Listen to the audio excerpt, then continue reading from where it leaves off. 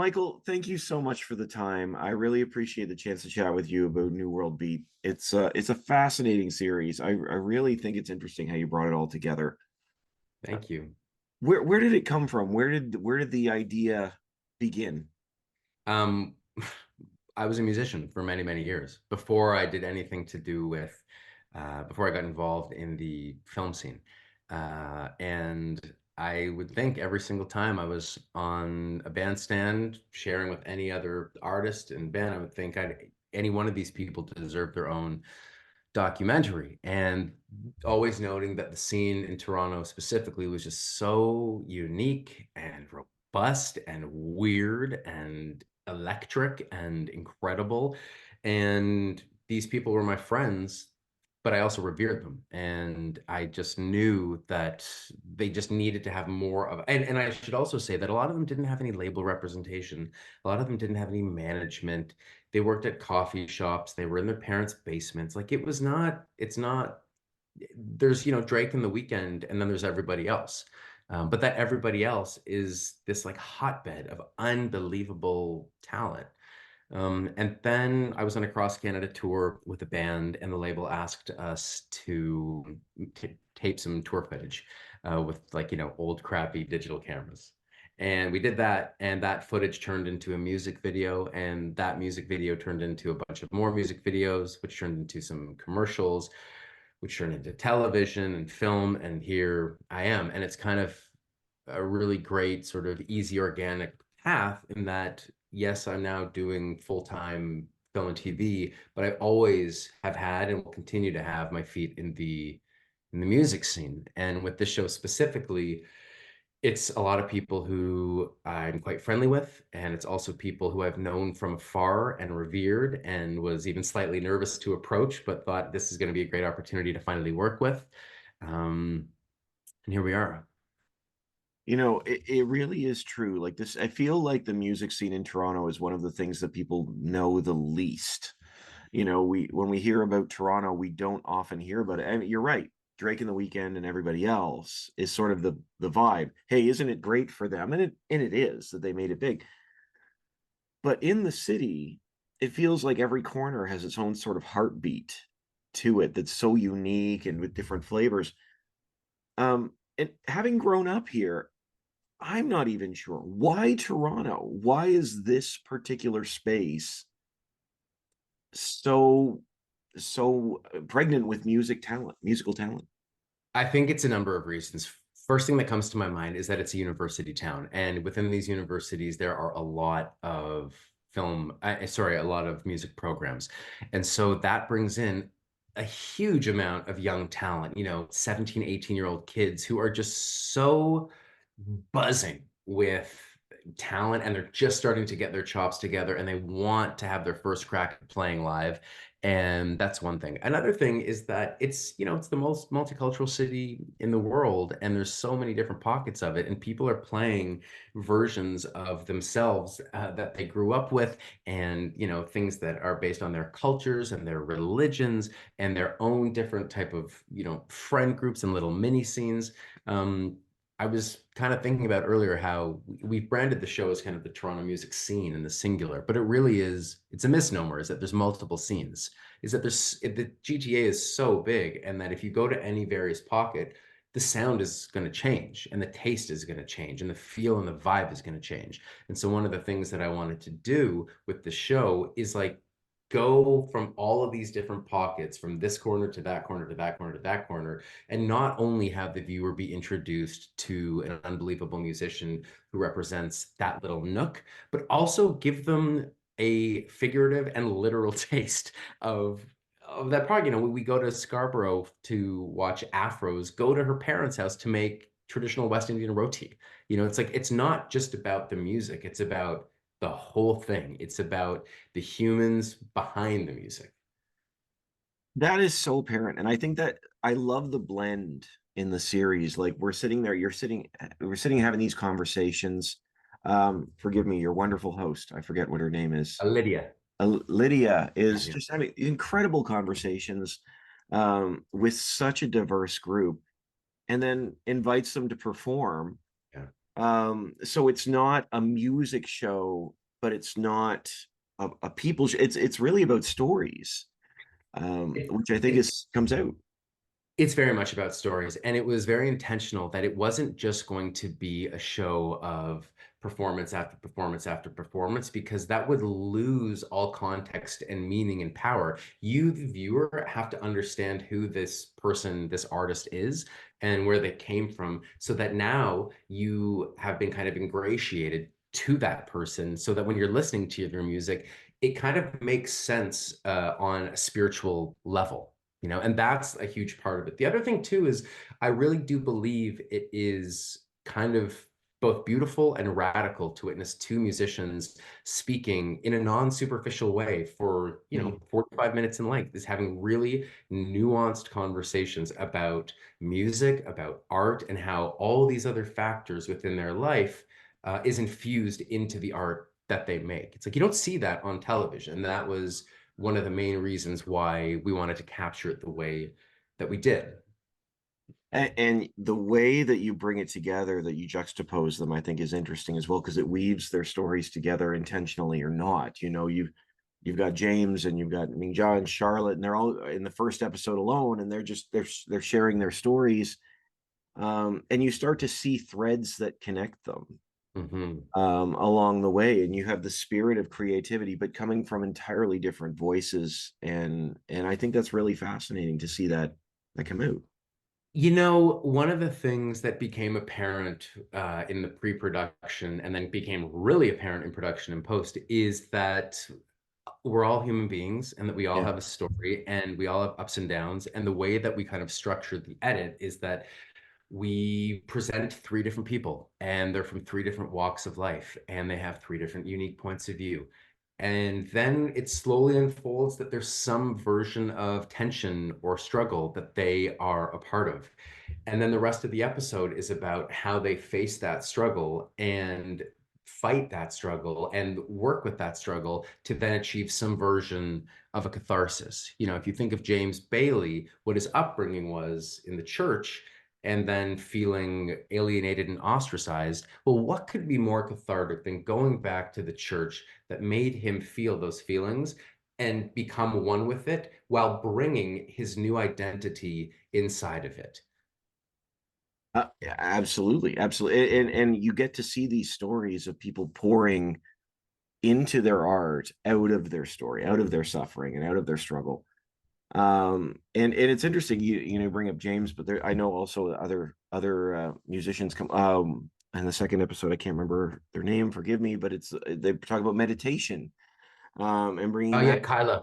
Kyla bringing Yeah. meditation into her music, and there's this conversation about offering more to the audience than just a sick beat, if you will, Yeah. if I can get away with saying that. You But can. what, what does that mean to you? I mean, you're a musician as well. What is it that you want to offer to your audience? Well, let me just talk about Kylie just for 1 second. One of the reasons Mm, why I love what she just to answer that question that you're asking is that her struggle was that in the middle of the pandemic, it didn't make sense to write a conventional song that went, AABA, verse, chorus, bridge, verse, chorus, whatever. She needed to do something that was more uh, you know, that felt more true to what she was experiencing and going through. And she did it. And there was, I think, a bit of a fear there, which is, okay, this is different. Are people going to like this? You know mm. what? Let's do it. Like that is the struggle and that's the catharsis. And then we get to witness it in real time. And that type of story is just as valid as James is, just as valid as, Charlotte Cornfield's talking about, venues and gentrification and all of those things. Yeah. Sorry, what was your other question? What is it you want to offer to an audience through your Ah, music? Because yeah. we hear these stories, and it's more than just I want to come up with something great. It's I have a gift to give to you. Yeah. I'm a couple things.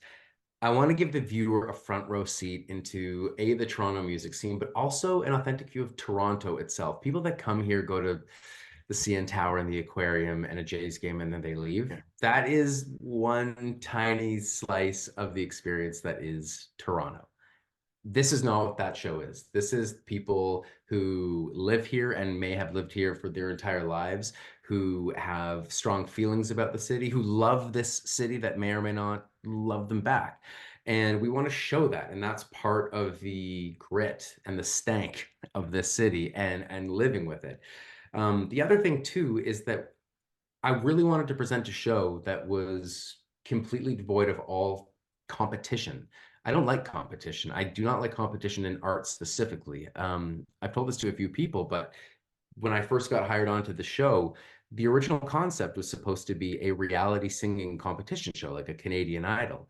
Okay. And I requested to the powers that be if I could pitch something else that might be a little different, might be a little more unorthodox that we haven't seen before, but might be pretty darn special.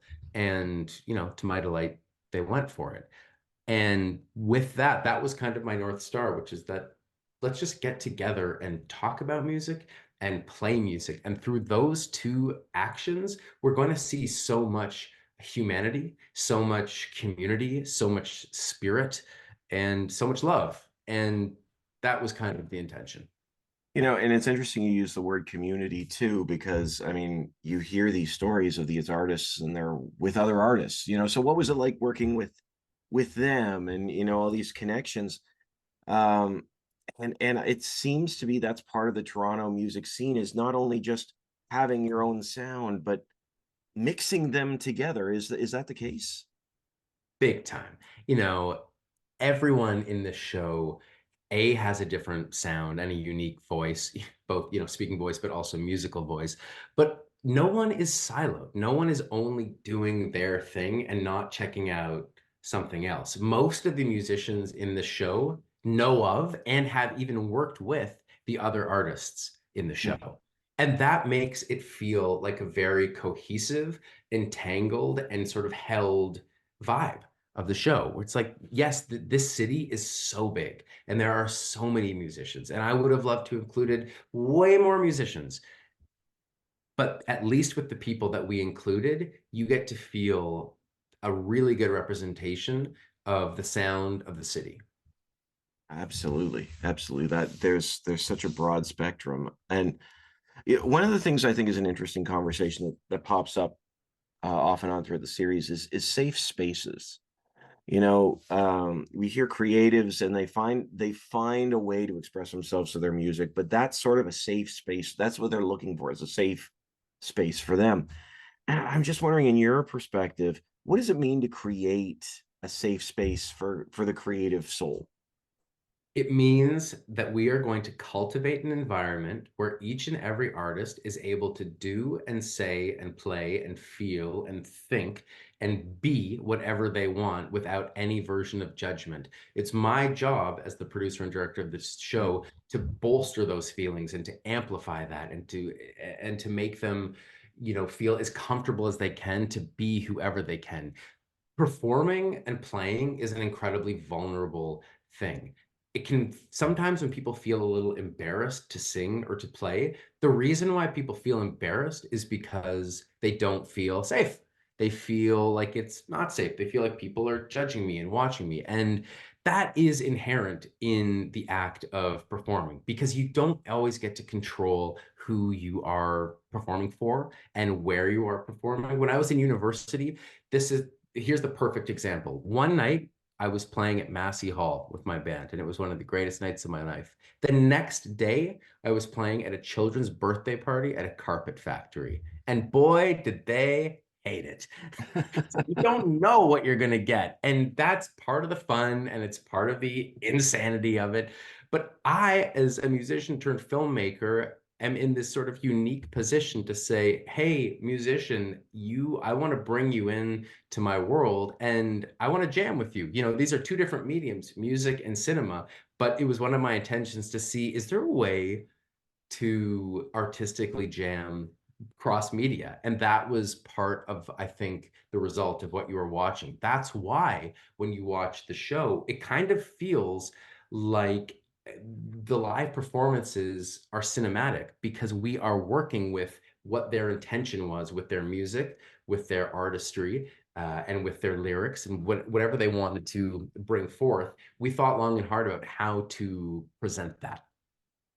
And you know, I'll even go so far as to say I think your structure is jazz like and I don't know whether I hopefully you like jazz, but I say I made that with the best of intention. But you know, you don't do 3 20-minute or 3 15-minute blocks, is what I mean. It's not like, okay, we're gonna work with this artist now this artist, now this artist. You're moving around constantly and you're giving them that opportunity to express themselves. I had never thought of, and even thinking about the music scene, like you said, I've always believed that artists offer themselves, but I've never thought about the changing audiences, and you can't control that every night. Mhm. So when you create something, you really are sort of releasing it freely out. It's not yours anymore, Yeah. in an instant.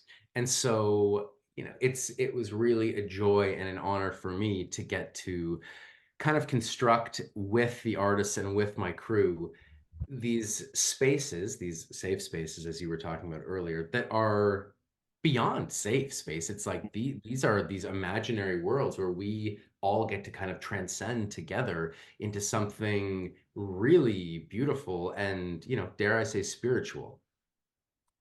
Um, absolutely. Absolutely. You get that sense for each one of them. It's definitely a spiritual experience. Like I said, they're connecting. There's more than just a song that they're offering. Um, the series is great. I'm what is I know or not I know. I think I heard somewhere that for you're looking at future seasons beyond the GTA. Is it going to be truly a new world beat? I think if we can make a successful version of New World Beat, why couldn't we do, New World Beat Toronto? Why couldn't we do New World Beat New York and New World Beat Sao Paulo and Washington and Timmins, and Whitehorse and all of these places? Me and my crew, we want to explore the world, the province, the country, the world, to find people who are doing something incredibly unique and present them to an audience that they may otherwise not have gotten to have. I love that. That's a great. And how can people find the series? The series is going to be on television starting premiere tomorrow, Wednesday. Sorry, I'm tired. I just had a kid two weeks ago, so I haven't Oh slept my in a lot. gosh! Congratulations. Thank you very much. It's Wednesday, March 27th at 10 p.m. Consecutively for all 6 episodes, every 6 weeks at 10 p.m. And I believe starting tomorrow at the same time, all the episodes are going to be online at tvo.org. And Love that. TVO has been an amazing partner, and we love them a lot, and we want to keep working with them. Well, honestly, I really hope you get the chance, Michael. Thank you so much for your time, and Thank you. series is great, and I wish you the best. Thanks a bunch. I really appreciate it. Absolutely. Have a great day. Thanks. Thanks. Thanks.